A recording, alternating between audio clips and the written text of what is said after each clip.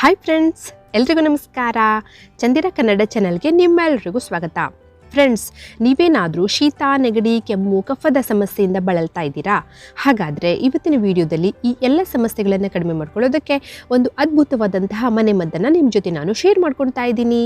ಈ ಮನೆಮದ್ದನ್ನು ರೆಡಿ ಮಾಡ್ಕೊಳ್ಳೋದಂತೂ ತುಂಬಾ ಸುಲಭ ಮತ್ತು ನಿಮಗೊಂದು ಇಫೆಕ್ಟಿವ್ ಆದಂತಹ ರಿಸಲ್ಟನ್ನು ಕೊಡುತ್ತೆ.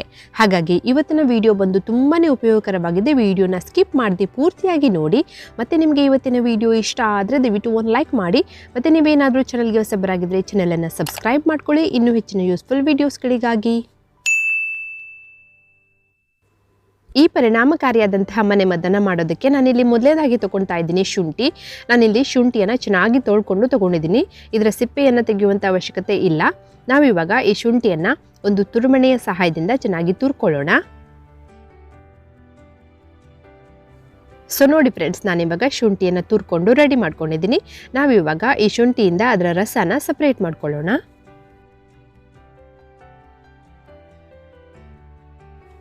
ಸೊ ನೋಡಿ ಫ್ರೆಂಡ್ಸ್, ನಾನಿವಾಗ ಶುಂಠಿಯಿಂದ ಅದರ ರಸನ ಸಪ್ರೇಟ್ ಮಾಡ್ಕೊಂಡಿದ್ದೀನಿ. ನಾನಿಲ್ಲಿ ಒಂದು 3 ಚಮಚ ಆಗುವಷ್ಟು ರಸನ ತಗೊಂಡಿದ್ದೀನಿ. ನಂತರ ನಾನಿಲ್ಲಿ ತೊಗೊಳ್ತಾ ಇದ್ದೀನಿ ಮೆಣಸಿನ ಕಾಳು.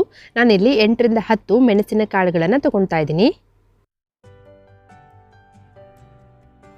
ಇವಾಗ ನಾವು ಈ ಮೆಣಸಿನ ಕಾಳುಗಳನ್ನು ಒಂದು ಕುಟಾಣಿಯಲ್ಲಿ ಹಾಕಿ ಕುಟ್ಕೊಳ್ಳೋಣ. ನಿಮಗೆ ಬೇಕಾದರೆ ಮಾರ್ಕೆಟ್ನಲ್ಲಿ ರೆಡಿಮೇಡ್ ಮೆಣಸಿನ ಕಾಳಿನ ಪುಡಿ ಸಿಗುತ್ತೆ. ಅದನ್ನು ಉಪಯೋಗಿಸೋದಕ್ಕಿಂತ ಮನೆಯಲ್ಲೇ ನಾವು ರೆಡಿ ಮಾಡಿಕೊಂಡ್ರೆ ತುಂಬ ಚೆನ್ನಾಗಿರುತ್ತೆ. ಮಾರ್ಕೆಟ್ನಲ್ಲಿ ಎಷ್ಟಂದ್ರೂ ಅವ್ರು ಏನಾದರೂ ಮಿಕ್ಸ್ ಮಾಡ್ತಾರೆ. ಸೊ ಅದಕ್ಕಿಂತ ಬೆಟರ್ ಅಂದರೆ ನಾವು ಮನೆಯಲ್ಲೇ ರೆಡಿ ಮಾಡ್ಕೊಳ್ಳೋದು. ಸೊ ನೋಡಿ, ಇವಾಗ ಪೆಪ್ಪರ್ ಪೌಡರು ರೆಡಿಯಾಗಿದೆ. ನಾವಿವಾಗ ಶುಂಠಿಯ ರಸನ ಒಲೆ ಮೇಲಿಟ್ಟು ಸ್ವಲ್ಪ ಬಿಸಿ ಮಾಡ್ಕೊಳ್ಳೋಣ. ತುಂಬ ಏನು ಕುದಿಸುವಂಥ ಅವಶ್ಯಕತೆ ಇಲ್ಲ, ಒಂದು 2 ನಿಮಿಷ ಬಿಸಿ ಮಾಡಿದ್ರೆ ಸಾಕಾಗತ್ತೆ. ಇವಾಗ ನಾವಿದರಲ್ಲಿ ಮೆಣಸಿನ ಕಾಳಿನ ಪುಡಿಯನ್ನು ಹಾಕ್ಕೊಳ್ಳೋಣ.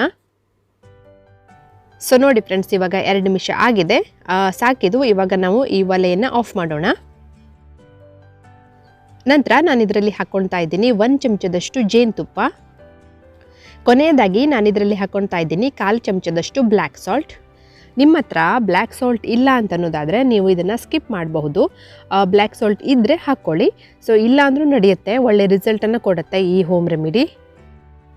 ಇವಿಷ್ಟನ್ನು ಹಾಕಿ ಚೆನ್ನಾಗಿ ಮಿಕ್ಸ್ ಮಾಡಿಕೊಂಡ್ರೆ ನಮ್ಮ ಇವತ್ತಿನ ಮನೆಮದ್ದು ರೆಡಿ ಆಗುತ್ತೆ. ನೀವು ಈ ಮನೆಮದ್ದನ್ನು ದಿನದಲ್ಲಿ 3 ಸತಿ ತೊಗೊಳ್ಳಿ, ಬೆಳಿಗ್ಗೆ, ಮಧ್ಯಾಹ್ನ, ರಾತ್ರಿ.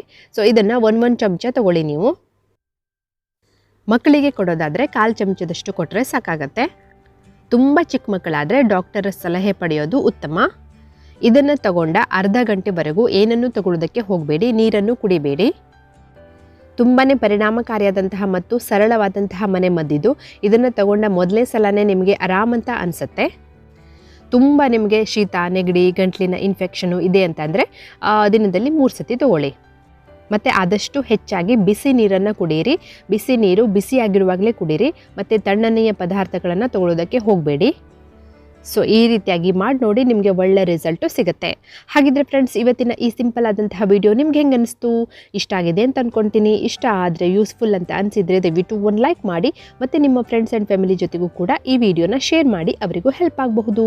ಮತ್ತು ನೀವೇನಾದರೂ ಚಾನಲ್ಗೆ ಹೊಸಬರಾಗಿದ್ದರೆ ಚಾನಲನ್ನು ಸಬ್ಸ್ಕ್ರೈಬ್ ಮಾಡ್ಕೊಳ್ಳಿ ಇನ್ನೂ ಹೆಚ್ಚಿನ ಯೂಸ್ಫುಲ್ ವೀಡಿಯೋಸ್ಗಳಿಗಾಗಿ.